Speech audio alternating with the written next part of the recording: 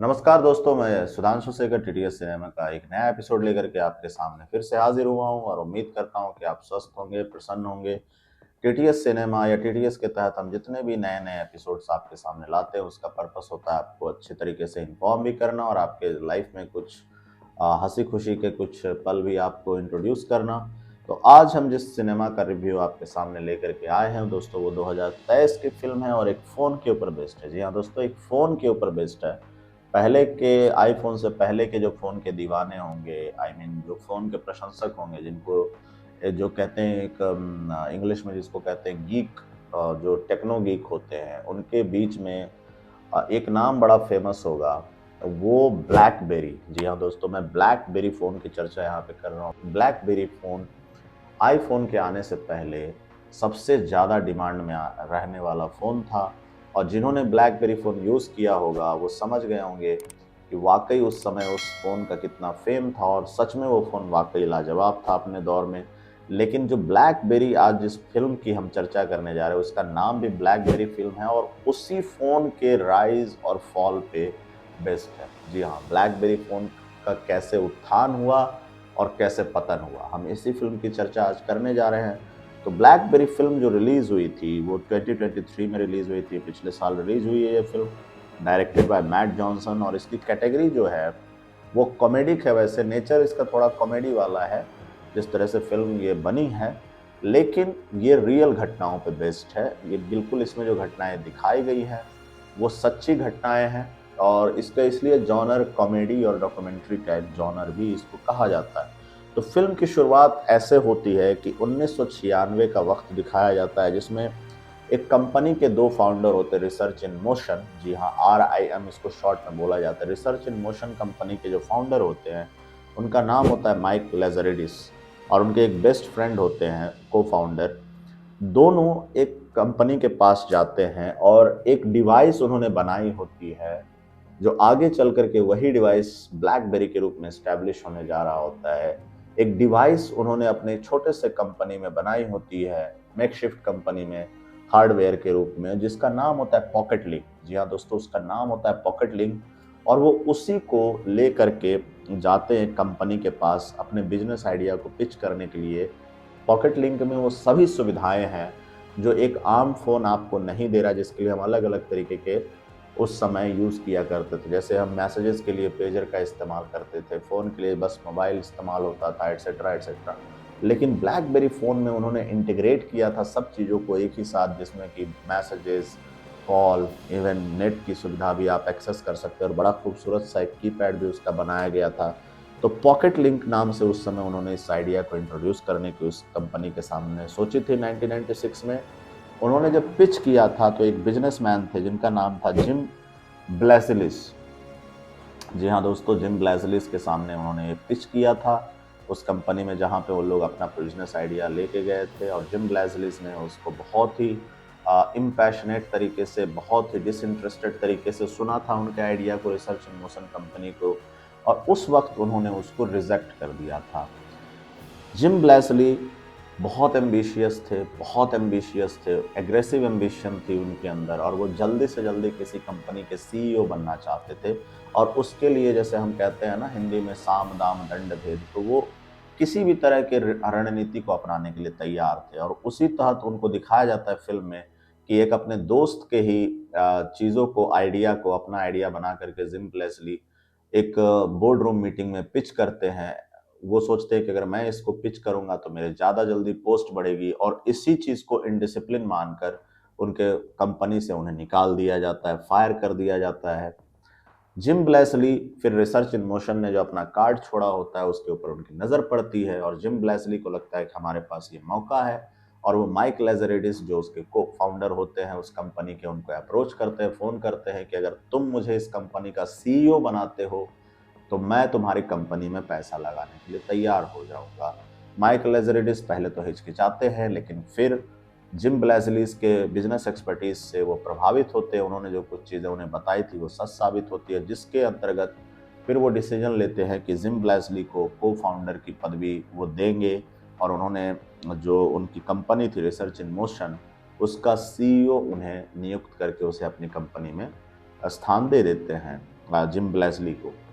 Gym ब्लेसली के नेतृत्व में मार्केटिंग, क्योंकि उनकी बहुत अच्छी थी, बहुत अच्छे मार्केटियर थे जिम ब्लेसली, और उनके नेतृत्व में रिसर्च इन मोशन बहुत राइज करती है, जैसा सिनेमा में दिखाया गया है। वो अलग अलग लोगों के पास जाते हैं, बिजनेस आइडिया पिच करते हैं, और वो एक बार पॉकेट लिंक का एक प्रोटोटाइप बनाने के लिए कहते हैं और बड़ी कंपनी के पास जाते हैं। वो अपने बिजनेस आइडिया को लेकर के जो पॉकेट लिंक का जो एक प्रोटोटाइप होता है, उसको लेकर के जिस कंपनी के पास जाते हैं, जैसा कि मूवी में दिखाया जाता है, वहाँ दिखाया जाता है कि माइक लेज़रडिस वो प्रोटोटाइप भूल गए हैं, और जो जिम ब्लेसलीज हैं वो बहुत गुस्सा होते हैं कि कितना इररिस्पॉन्सिबल है इनका एटीट्यूड। और जिम ब्लेसली अलग ही पिच करते हैं, अपने तरीके से पिच करते हैं उस कंपनी के सामने बोर्ड रूम मीटिंग में, लेकिन फिर तब तक माइक लेज़रडिस लेकर के आ जाते हैं प्रोटोटाइप, और वो टेक्निकली एक्सप्लेन करते हैं कि पॉकेट लिंक में क्या क्या खासियत है जो उस समय के फ़ोन में नहीं है, और वो कैसे बाकी के फ़ोन्स को बीट कर सकता है। उनके आइडिया से जहाँ पे उन्होंने पिच किया था कंपनी के सामने, वो खुश हो जाती है, उन्हें ऑर्डर मिल जाता है, और उसी दिन जो उनके फाउंडर थे माइक लेज़रडिस, उस फ़ोन का नाम बदल करके ब्लैकबेरी रखते। तो ये थी ब्लैकबेरी मोबाइल की शुरुआत उस दिन। ब्लैकबेरी बहुत बड़ा नाम बन जाती है पूरे टेलीकम्युनिकेशन वर्ल्ड में, जैसा कि मूवी में दिखाया जाता है। उनका बहुत बड़ा ऑफिस हो जाता है, बहुत पैसा वो लोग अर्न करने लगते हैं, अच्छा खासा वक्त बीतता है बीच में। उसको ब्लैकबेरी का कोई कंपटीशन नहीं रहता मार्केट में उस समय, और रहता भी है तो इतने जल्दी वो लोग उसको ओवरकम कर लेते थे कि ब्लैकबेरी को कोई छू नहीं सकता था। लेकिन फिर आता है 2007 का वक्त, जैसा मूवी में दिखाया गया है, और स्टीव जॉब्स नए फ़ोन की चर्चा करते हैं। जी हाँ दोस्तों, आईफोन। 2007 में स्टीव जॉब्स आते हैं और आईफोन इंट्रोड्यूस करते हैं वर्ल्ड के सामने, जिसमें वो टच स्क्रीन इंट्रोड्यूस करते हैं, जो कि आज बहुत कॉमन सी चीज़ हो गई मोबाइल के अंदर। लेकिन 2007 में आईफोन में पहली बार टच स्क्रीन की वो बात करते हैं। उसे देख करके ब्लैकबेरी के जितने भी क्लाइंट होते हैं वो थोड़े से घबरा जाते हैं, और जो उनका एक बहुत बड़ा क्लाइंट होता है ब्लैकबेरी का, जिसका नाम होता है बेल अटलांटिक, वो घबराता है, और वो उसको थोड़ा सा हिचकिचाता है कि स्टीव जॉब्स के आईफोन के बाद ये जो ब्लैकबेरी है शायद उसको कोई लोग पसंद नहीं करेंगे। यहाँ से लेज़रडिस का पतन दिखाया जाता है कि कैसे वो एक घमंडी व्यक्ति बन गया था, और वो आईफोन के अस्तित्व को खारिज कर रहा था। वो कहा, उसने जैसे कि बोर्ड मीटिंग में कहता है कि ये बेकार की बात है, टच स्क्रीन सक्सेसफुल नहीं होगा। लेकिन जो उनके क्लाइंट होते हैं वो उन्हें समझाते हैं कि अगर तुम आईफोन के जैसे अगर तुम टच स्क्रीन नहीं बना सकते हो तो मैं तुम्हें नहीं दे सकता ये प्रोजेक्ट, और वो आईफोन के उसको चला जाएगा। उनका बिजनेस आइडिया जो है वो रिजेक्ट करते हैं लेज़रडिस का, और कहते हैं कि इससे अच्छा हम आईफोन वालों को अपना इन्वेस्टमेंट दें। पैनिक में आकर के लेज़रडिस ब्लैकबेरी स्टॉर्म की घोषणा करते हैं। स्टॉर्म जो उनकी एक नई सीरीज लॉन्च होगी, उसमें वो फॉल्सली ऐसा गलत तरीके से प्रॉमिस करते हैं कि उसमें भी टच स्क्रीन होगा और आईफोन से अच्छा टच स्क्रीन होगा। और यहाँ से दिखाया जाता है कि कैसे वो अनएथिकल डिसीजंस लेने लगते हैं, और वो चाइना को आउटसोर्स करते हैं उसका प्रोडक्शन, जो कि हमेशा से वो चाइना लेज़रडिस चाइना के प्रोडक्शन के बहुत विरोधी रहे, क्योंकि उनमें बहुत सारे एरर्स आते थे चाइना के किसी भी प्रोड्यूस्ड आइटम में। फिर वो दिखाया जाता है मूवी के अंत में कि चाइना से बन करके 1 साल के बाद, जब से वो ऑर्डर वहाँ पे गया था, वो बन करके आता है ब्लैकबेरी का स्टॉर्म मॉडल। और स्टॉर्म मॉडल के जितने भी यूनिट्स सोल्ड हुए थे, वो सारे के सारे खराब निकलते हैं, और सारे के सारे वापस होते हैं। तो उनका जो क्लाइंट था वेरिज़ोन, जिन्होंने उनको इन्वेस्टमेंट दी थी, वेरिज़ोन उनकी कंपनी को सू करता है, और उसके बाद वो जीतता भी है वेरिज़ोन। और यही लास्ट फ़ोन था ब्लैकबेरी स्टॉर्म, जो कि ब्लैकबेरी की तरफ से मैन्युफैक्चर हुआ था। उसके बाद ब्लैकबेरी का अस्तित्व खत्म हो गया पूरे मार्केट से, और जहां 45% ऑक्यूपेशन थी मोबाइल मार्केट की, वहां पे आज ब्लैकबेरी का 0% मार्केट है, परसेंटेज, टेलीफोन के मामले में, मोबाइल फ़ोन्स के मामले में। तो ये उत्थान से पतन की कहानी थी कि कैसे कैसे कैसे ब्लैकबेरी राइज किया, और कैसे कैसे कैसे उसका डाउनफॉल हुआ। लेकिन साथ ही साथ ये उस चीज़ को भी बयान करता है कि जब व्यक्ति के अंदर घमंड आ जाता है तो वो कैसे कैसे गलत डिसीजंस लेते हैं। जो माइक लेज़रेडिस थे, उनके अंदर एक ऐसी घमंड की पैदाइश हो गई थी कि उन्होंने एक मार्केट खड़ा किया है मोबाइल का, और उन्हें कोई छू नहीं सकता। आईफ़ोन के अस्तित्व को वो खारिज कर रहे थे, कॉम्पिटिशन को उन्होंने इग्नोर किया। बहुत ही रूड तरीके से उन्होंने अपने एम्प्लॉइज़ के साथ मिसबिहेव किया, जो उनके ट्रस्टेड लोग थे उनको निकाल दिया पैनिक में आकर के।